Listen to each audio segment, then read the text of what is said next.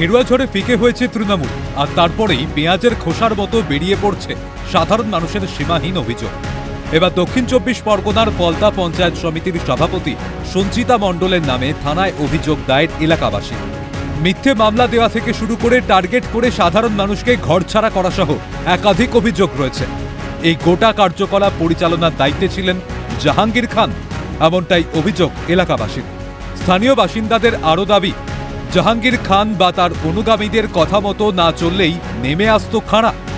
১০০ দিনের কাজের টাকা অ্যাকাউন্টে ঢুকলেই জোর জবরদস্তি করে কাটমানির দাবি করা হতো। শুধু তাই নয়, গ্রামবাসীদের অকারণে মারধর করা, অটো টোটো চালাতে না দেওয়ার মতো একাধিক অভিযোগ রয়েছে। অভিযোগ হচ্ছে সঞ্চিতা মণ্ডল হচ্ছে ফলতা পঞ্চায়েত সমিতির সভাপতি, আমাদের গ্রামের বাড়ি ২০৭ নম্বর বুথে, এবং তার স্বামী হচ্ছে অজয় মণ্ডল।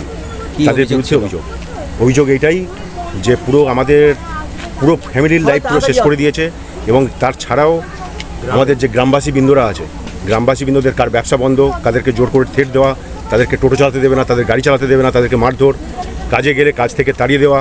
এটা হচ্ছে সব জাহাঙ্গীরের নির্দেশে হচ্ছে এরা করতো। ৩০,০০০ টাকা, কারোর কাছ থেকে 40,০০০ টাকা, এবং ১০০ দিনের কাজের যদি টাকা ১০,০০০ টাকাও যদি অ্যাকাউন্টে কারো ঢুকতো, কারোর কাছ থেকে ৫,০০০ টাকা, কারোর কাছ থেকে ২,০০০ টাকা বাই হুক অ্যান্ড কুক নিয়ে আতো। আমাকে ছেড়ে দিচ্ছে, তোমার নাচ জামাইরা না যদি এই দলে আসে এই মেরে দেবো, এই ঘর পুড়িয়ে দেবো, এইসব হুমকি দিচ্ছে। আপনার নাম? এই আমাকে হুমকি, আমার ঘরের ধারে জামাই, আমি যদি ওতে ভোট দিই, আমার নাচ জামাইরা না যদি অন্য জায়গায় ভোট দেয়, তাহলে ছেড়ে দিচ্ছে আমাদের যে মেরে ফেল দেবো, এই করবো। তাহলে আমাদের ভয়ে তো আমাদের দিতেই হবে। পাঁচলই গ্রামের সদস্য থাকলে কি হবে, আমার তো কোনো কাজ করতে পারতাম না। সমস্ত দায়িত্ব তুলে নিয়েছিল, আমাদের কোনো কাজই করতে দিত না। মানে খুঁটির থেকেও খারাপ, সে কি বলবো অবস্থা, যা কিছু করবে সেই একা করবে, আমাদের তো করতেই দিত না। রবিবার ফলতার পুনর্নির্বাচনের ফলাফল প্রকাশ। এবার তার আগেই উত্তপ্ত গোটা এলাকা।